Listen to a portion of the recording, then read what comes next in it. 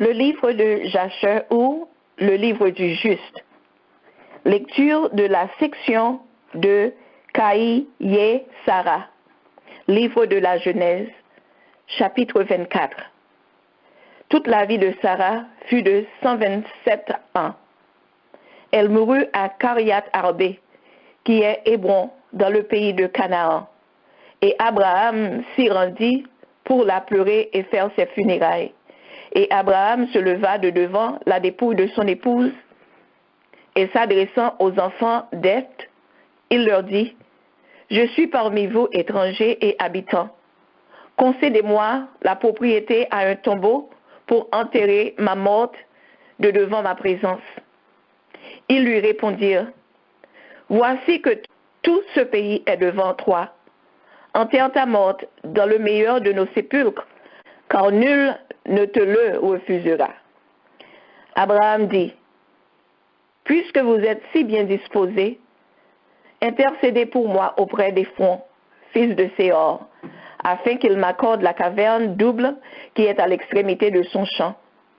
Je la lui paierai tout le prix qu'il demandera. » Et Éphron, alors assis au milieu des enfants d'Heth, dit à Abraham, « Ton serviteur est prêt à te complaire en tout ce que tu désires. Voici que le champ et la caverne sont devant toi.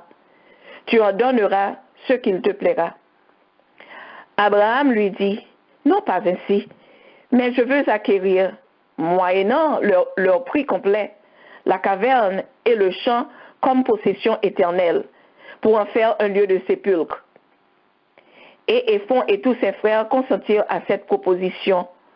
Aussitôt, Abraham pesa entre les mains d'Éphron 400 cycles d'argent.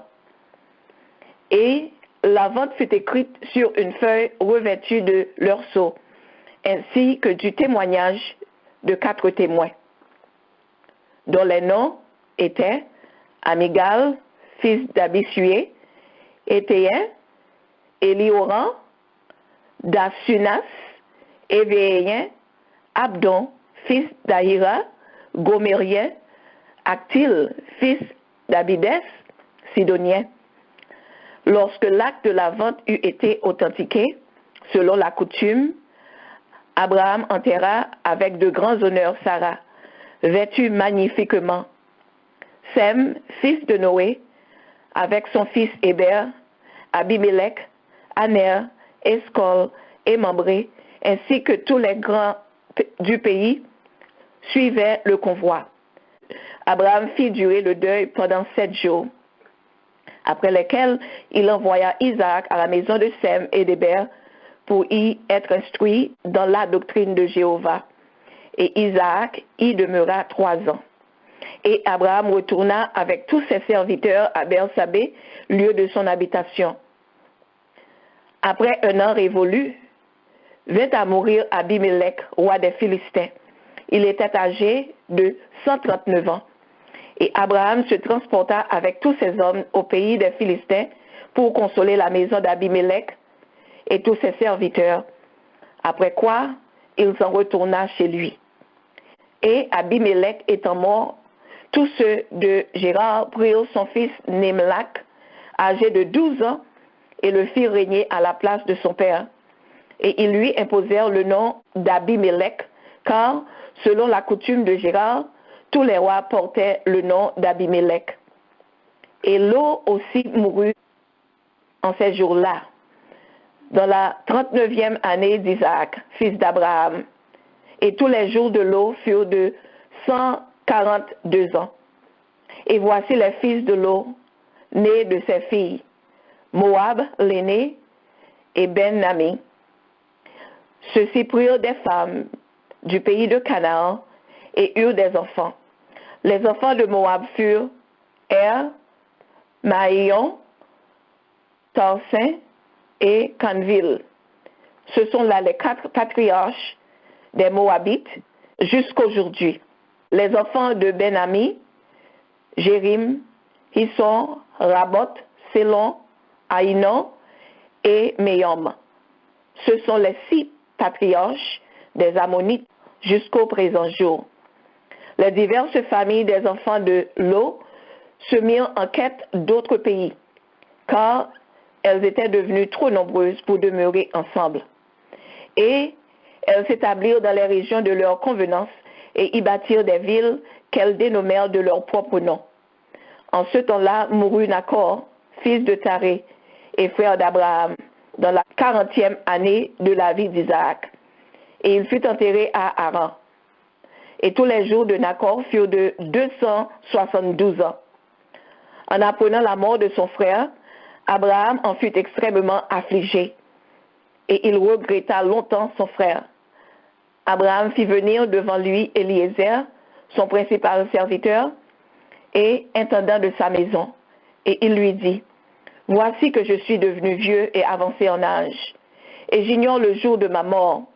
Va donc chercher pour mon fils une femme à Haran, dans la famille et dans la maison de mon père, et je t'adjure de ne jamais choisir pour mon fils une des filles du peuple de ce pays de Canaan, au milieu duquel nous habitons.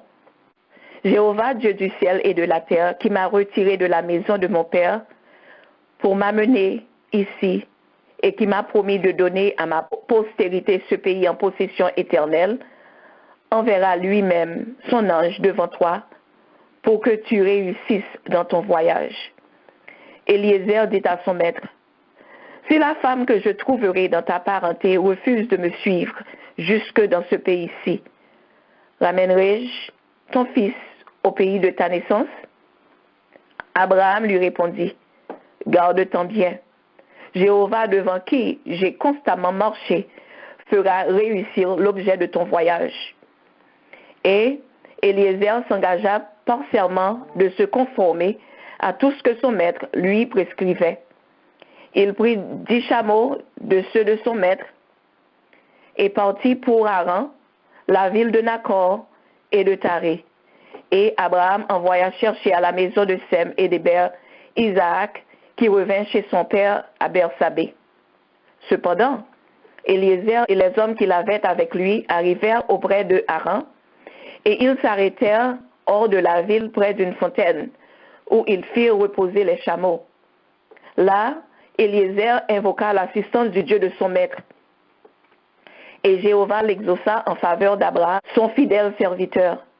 Et il fit arriver auprès de lui la fille de Bathuel, fils de Melka, femme de Nacor, frère d'Abraham. Et elle amena Eliezer à ses parents. Eliezer apprit à ceux-ci qui il était et l'objet de sa mission. Et ils s'en réjouirent beaucoup et bénirent Jéhovah d'avoir ainsi disposé la chose, et ils lui accordèrent Rebecca pour devenir l'épouse d'Isaac. Or, la jeune fille était d'une grande beauté, vierge, parfaite, âgée en ces jours-là de 10 ans. Bathuel et ses fils, Laban et Sakar, préparèrent un festin, et Eliezer et ses hommes s'y assirent. Et ils mangèrent et burent gaiement tout ce soir-là. Le lendemain matin, Eliezer appela toute la famille de Bathuel et dit, « Congédiez-moi pour que je retourne vers mon maître. » Et ils firent partir avec lui Rebecca, accompagnée de sa nourrice Déborah, fille de Hus, et lui donnèrent de l'or, de l'argent, des serviteurs et des servantes, et la bénirent. Et Eliezer revint au pays de Canaan auprès de son maître. Isaac prit pour femme Rebecca et l'introduisit dans sa tente. Or, Isaac était âgé de 40 ans lorsqu'il épousa Rebecca, fille de Bethuel, son cousin germain.